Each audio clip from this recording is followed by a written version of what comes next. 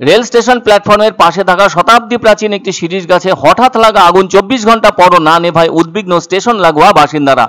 এমন ঘটনা বৃহস্পতিবার ঘটতে দেখা গেল জলপাইগুড়ি রেল স্টেশন লাগোয়া এলাকায়, যার ফলে শিয়ালদা থেকে গত রাতে ছেড়ে আসা দার্জিলিং মেলকে স্টেশন ম্যানেজার 1 নম্বর প্ল্যাটফর্মের বদলে 2 নম্বর প্ল্যাটফর্মের দিকে প্রবেশ করিয়ে দেন, কেননা ওই ট্রেনটি এখান থেকে শেষ স্টপেজ হিসেবে যায় হলদিবাড়ি রেল স্টেশনে।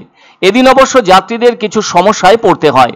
জানা গেছে বুধবার সকালের দিকে ওই শতাব্দী প্রাচীন শিরীষ গাছটিতে আগুন জ্বলতে দেখেছেন স্থানীয়রা। যেহেতু সেটা ওই স্টেশনের 1 নম্বর প্ল্যাটফর্ম লাগোয়া, সেজন্য সকলেই দারুণভাবে চিন্তিত হয়ে পড়েছিলেন। ফলে সকলেই দমকলের সাহায্য চেয়ে বসেন। সেজন্য জলপাইগুড়ির দমকলে দ্রুত খবরও পাঠান উপস্থিত মানুষজন। তাই খবর পেয়ে সঙ্গে সঙ্গে দমকলের একটি ইঞ্জিন ঘটনাস্থলে আসে।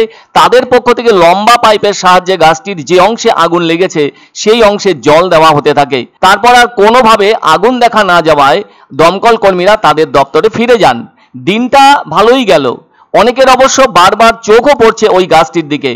দিন শেষ হয়ে যখন রাত নেমে আসে তখন আবার কারো কারো চোখে পড়ে গাছের যে স্থান থেকে আগে আগুন দর্শন হয়েছিল সেখানেই ফের আগুন জ্বলতে দেখা যাচ্ছে।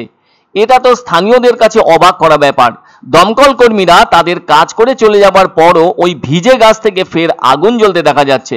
অনেকে হয়তো ভেবেছিলেন ওই আগুন আবার নিভেও যাবে। এদিকে রাতের দিকে জলপাইগুড়িতে বজ্রবিদ্যুৎ সহ বৃষ্টি ভালোই হয়েছে, তাই এটা পরিষ্কার আগুন আর জ্বলবে না। কিন্তু না, সকলের ধারণাকে ভুল প্রমাণিত করে প্রাচীন শিরীষ গাছের ওই অংশ থেকে বৃহস্পতিবার সকালেও আগুন দেখতে পান স্থানীয়রা, আর সেটা যথেষ্ট উদ্বিগ্ন হয়ে ওঠারই চেহারা নেয়। সেজন্য এদিন সকালে শিয়ালদা থেকে জলপাইগুড়ি স্টেশনে আসা দার্জিলিং মেলকে 1 নম্বর প্ল্যাটফর্মে না ঢুকতে দিয়ে সেটিকে 2 নম্বর প্ল্যাটফর্মের দিকে ট্র্যাকে পাঠানো হয়। ওদিকে দমকল কর্মীরা একই জায়গায় আগুনের খবর জানতে পেরে তারা এসে আগুন নেভাতে শুরু করেন। তবে পুরো 24 ঘন্টা ধরে জ্বলতে থাকা গাছটির অবস্থা তখন কঠিন হয়ে ওঠে। শেষটায় স্থানীয়দের পক্ষ থেকে দাবি ওঠে পুরনো শিরীষ গাছটির এমন দশা হওয়ায় তা আরো বেশি বিপজ্জনক হয়ে পড়েছে। ফলে গাছটিকে প্ল্যাটফর্মের ওই জায়গা থেকে সরিয়ে ফেলাই ভালো। সেজন্য বিষয়টা বন দপ্তরের উপর বর্তায়। অনেকে এমনও বলছেন গাছের আগুন থেকে অন্য কোনো ক্ষতি হতে পারে। আবার ওই শিরীষ গাছটির এমন দশা হওয়ায় স্টেশন সংলগ্ন পথ দিয়ে যান চলাচলও বন্ধ করে দেওয়া হয়েছে, আর সেটা সকলের ভালোর জন্যই করা হয়েছে। এখন গাছটিকে এমন অবস্থায় ওখানে রাখাই ভালো নাকি ওখান থেকে স্থায়ীভাবে সরিয়ে দেওয়াই ভালো তা নিয়ে চিন্তা ভাবনা এবং আলোচনা হচ্ছে।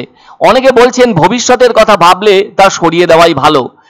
আসলে 150 বছরের পুরানো এই শহরের রেল স্টেশনটিরও অনেক বয়স। সেই ব্রিটিশ শাসনের সময় কলকাতা থেকে অবিভক্ত বাংলার ভেতর দিয়ে হলদিবাড়ি ছুঁয়ে আসতো যে একাধটা ট্রেন, তার অন্যতম দার্জিলিং মেল, যা আজও চলছে। সেই সময় ছোট্ট পরিসরে গড়ে তোলা স্টেশনের সাথে প্ল্যাটফর্মের খোলা জায়গায় কেউ হয়তো ছায়াদানের জন্য এইসব শিরীষ গাছ লাগিয়েছিলেন। বর্তমানে তো গাছগুলোরও যথেষ্ট বয়স হয়ে গিয়েছে। এর আগেও একাধটা গাছ ঝড়ের কারণে ভেঙে পড়ায় সেগুলোকে একেবারে সরিয়ে ফেলা হয়েছে। এখন বর্তমান অবস্থায় থাকা শিরীষ গাছটির যে পরিণতি তাতে কোন অবস্থায় আসে সেটাই রইল দেখার। দমকল ছিল, আসছিল, সকালে আসছে, এক ট্যাঙ্কি চলে গেছে। রাস্তা এখন বন্ধ করা হয় কেন, এখানে পরিস্থিতি ভালো না, তো আগুন লাগিয়ে আছে, এখন অব্দি কমতেছে না। সবার তো অল্প অল্প ভয় থাকবে, ভয় তো থাকার দরকার। রেল লাইন এই আছে, ইলেকট্রিকের তার আছে,